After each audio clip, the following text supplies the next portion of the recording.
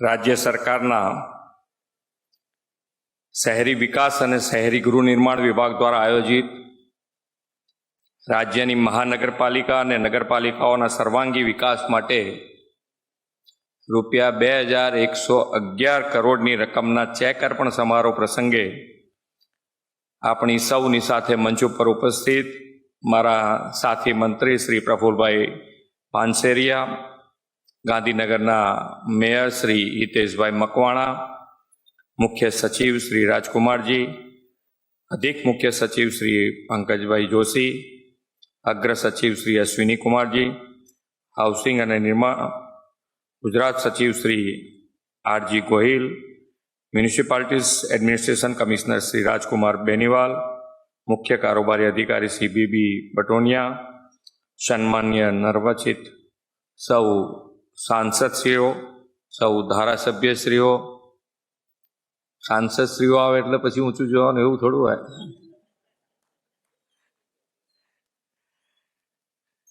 સૌ ચૂંટાયેલા મહાનગરપાલિકા નગરપાલિકાના જનપ્રતિનિધિ, ઉપસ્થિત સૌ અધિકારીગણ, પ્રેસ મીડિયાના મિત્રો, સૌને મારા નમસ્કાર.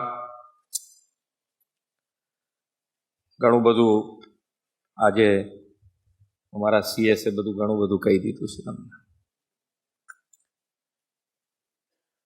અને આપણા માટે તો શરૂઆત જેને કહેવાય કે ભાઈ શરૂઆત સારી તો પછી આખું વર્ષ સારું. એમ એટલે આપણે બેસતા વર્ષના દિવસે નથી આમ ઓશિકા નીચે પેલો પૈસાનો સિક્કો રાખીને સુયેલા, સવાર ઉઠીને પહેલા લક્ષ્મીજીના દર્શન થાય. એમ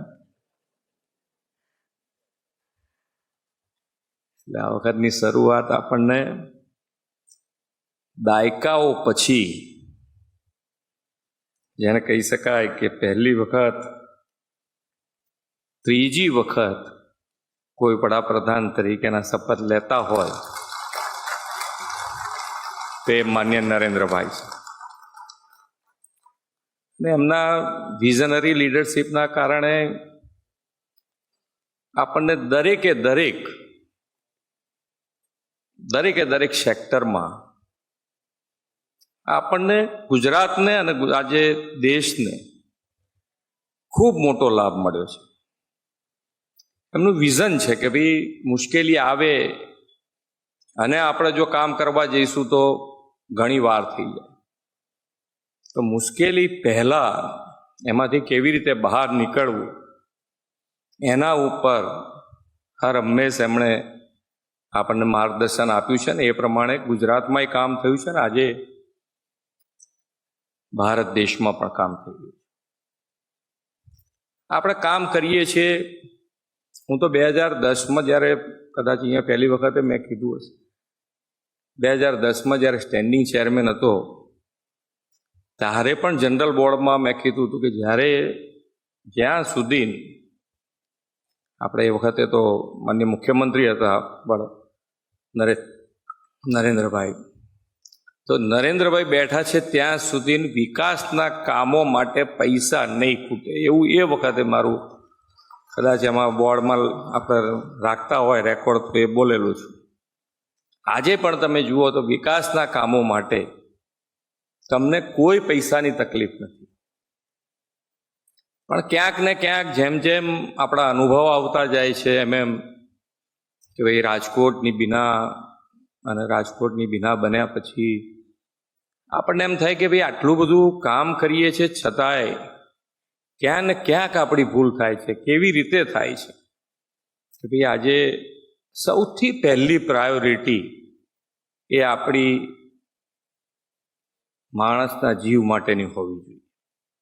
એમાં કોઈ જાતનું સમાધાન કોઈ પક્ષે, અધિકારી હોય કે પદાધિકારી હોય, બેમાંથી કોઈ પક્ષે સમાધાન ન થવું જોઈએ, તો જ આનાથી નીકળાશે.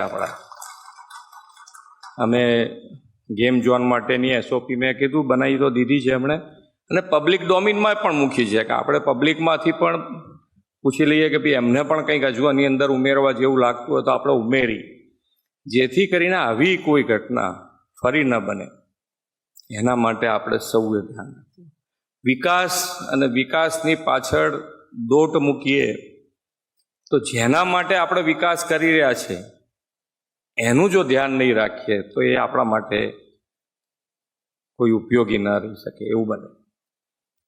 હવે આપણે જે કામો કરીએ છીએ વિકાસના, પણ વિકાસના કામોનું દર વર્ષે 1-2 દિવસ બેસીને એનું મોનિટરિંગ ન કરી શકાય કે ભાઈ આપણે આ વર્ષે આટલા કામો કર્યા તો એ ક્વોલિટી કેવી થઈ છે, ખરેખર કામ થયું છે નથી થયું, કેટલું બધું ક્યાંક ને ક્યાંક આયા જ કરે, કંઈક ને કંઈક આયા જ કરે. આપણે એમ લાગે કે આટલું બધું કર્યા પછી પણ એક કામ આજે તમે જુઓ તો આજે છાપામાં ક્યાંક ન્યૂઝમાં મેં જોયું છે કે ભાઈ કોઈક સરકારી ઓફિસ હોય કે એની પાછળ પેલી પાનની પિચકારી મારે કે નિર્મળ ગુજરાત 2.0 શું એનો વર્ડિંગ એમણે વાપર્યા છે પ્રેસમાં.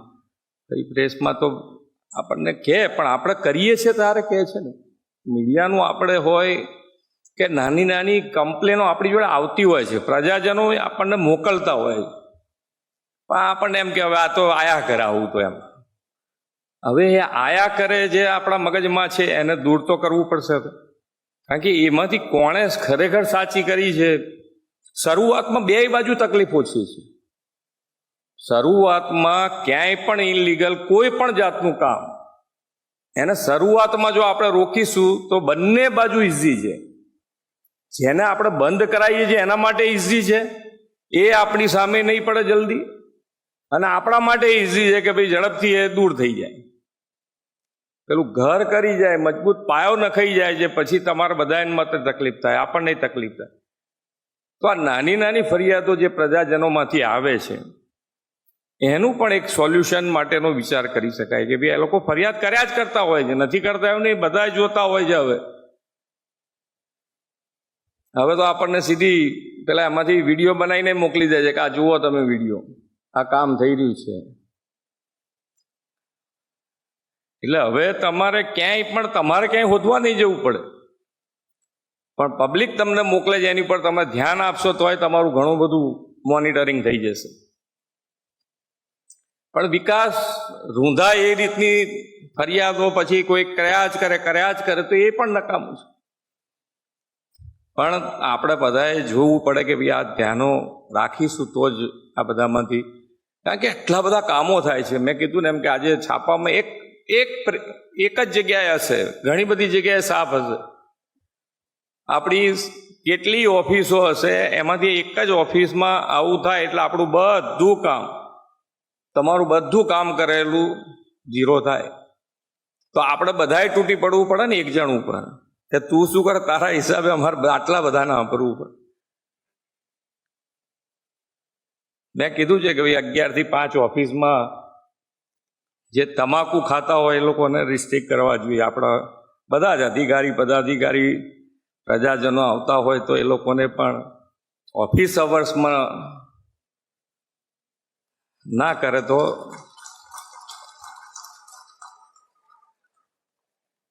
ઘણી વખતે આપણને એમ થાય કે મીડિયા આપણને કહે છે તો આપણે ક્રિટિસાઇઝ જેવું લાગે કે ભાઈ મીડિયા આપણને કહે છે, ક્રિટિસાઇઝ કરે છે. એ ક્રિટિસાઇઝ નથી કરતા, આપણી નાની નાની ભૂલો બતાડીને આપણને જાગ્રત રાખે છે કે તમે હજુ જુઓ, હજુ આટલું કરવા જેવું છે, હજુ આટલું કરવા જેવું. પણ ઘણી વખત આપણને શું કે પેલું રોજ મીડિયામાં જોઈએ સવારે એટલે એમ થાય કે આ તો હવે, પણ એવું નહીં. આમાંથી આપણે જો આજે સારો વિચાર બધાને આવ્યો ને કે ભાઈ આ થોડુંક રિસ્ટ્રિક્ટ કર્યું હોય તો સારું થાય બધાને. એમને બી 2 મસાલા ઓછા ખવાશે તો તમાકુ જ ખાવાની છે ને, એટલું ફાયદો થશે એને ફાયદો થશે, એને થોડું કટશે પણ તોય ફાયદો થવાનો. ઘરવાળા કોઈને ગાંઠતો નહીં હોય, આપણા કીધે ગાંઠશે, નિયમથી ગાંઠશે, તો ફાયદો તો છે, દરેક જણને ફાયદો છે. એટલે આપણે શરૂઆત કરીએ છીએ, સારી શરૂઆત. આપણે 3જી વખત ડબલ એન્જિનની સરકારનું કામ શરૂ થઈ રહ્યું છે, 3જી વખત. એટલે આપણે બધા જ શહેરી વિકાસમાં અને કામોના પૈસા આપ્યા પછી અમુક તો નગરપાલિકા વાપરી નથી શકતી. એ લોકોએ તો ખાસ વિચાર કરવો જોઈએ કે પૈસા આપ્યા પછી નગરપાલિકા વાપરી ના શકે તો કેવી રીતે ચાલશે. ઘણી બધી નગરપાલિકાઓને એવાય રિપોર્ટ છે કે જેને પૈસા આપ્યા પછી પૈસા નથી વપરાતા. અને ઘણી નગરપાલિકાઓ એવી છે કે જે આપણે ડબલ મંજૂર કરીએ છીએ ને, 2 ટાઈમ્સ મંજૂર કરીએ એની જગ્યાએ 3 ટાઈમ્સનું અમારી જોડે આવી જાય કે હવે આ નહીં મંજૂર કરી દો, એટલે અમારા પાછળનું આયોજન અમે કરતા રહીએ. ત્રીજી ટાઈમનું તો અમે ના પાડી છે કે નહીં કરીએ અમે, કારણ કે તમે અમારા હાથમાંથી તો સૈદ્ધાંતિક મંજૂરી થઈ ગઈ આ તો. પણ છતાંય આપણે દર વર્ષે જેટલા તમે કરી, નગરપાલિકા જે નથી કરી શકતી એ લોકો જો ખરેખર સારું કામ કરશે તો તમતાર બીજા પૈસા તમારા જે હકના બને છે એના કરતાં વધારે તમે મૂકશો તો એ મંજૂર કરી દઈશું અમે. પણ કામ તો કરાવડાવો ના. જે ટાઈમસર હમણાં કહેતા હતા કે ભાઈ ટાઈમસર કામો ટેન્ડર મંજૂર ના થાય તો એના તો કેટલાય આંકડા છે કે કેટલું નુકસાન થાય. આપણને ઘણી વખત એમ થાય કે આ ભાવ 5% વધારે આવ્યો છે એમ કરતાં કરતાં કરતાં 2 વર્ષ સુધીને એ ટેન્ડર આમથી આમ ફેરવે, પછી એ 5% વાળું 15%, 20% વધારે મંજૂર કરીને આપણે કામ કરીએ. એવા કેટલાય દાખલા હશે, તમે તમારા બધા ડિપાર્ટમેન્ટ ચેક કરજો. શેના માટે આવું કરવું? મંજૂર કરજો. નિર્ણય શક્તિ તો તાકાતથી વધારી દો કે ભાઈ કરી જ નાખવું પડે. જે કામ આવ્યું છે એને બધા બેસો, 3 જણા બેસો. 2 જણથી ના એમ લાગે કે આ 2 જણથી નથી થયું, 4 જણા બેસો ભેગા થઈ, એટલે 4 જણમાં નિર્ણય આવી જશે. ક્યાંક ભૂલ થતી હશે તો કોઈક ને કોઈક તો કહેશે ને. આપણને એમ હોય છે કે હવે આ તો CM ના એમાં છે પરિવારમાં, એમાં બીજા કયા મંત્રીને બોલાવવું, બીજા કોઈને દાખલો આપું પાછો કોઈ એમ કે હમણાં પકડશે કે આ મારા માટે કીધું હતું એમ કે.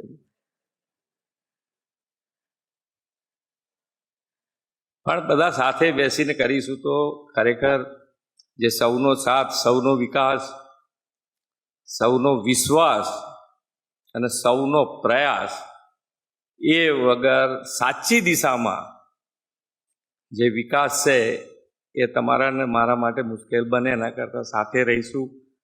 ખૂબ સારા કામો થયા છે. તમારા બધાની સાથે રહીને જ હજુ પણ શહેરી વિકાસમાં એનાથી વધારે સારા કામો આપણે બધા થઈને કરીએ.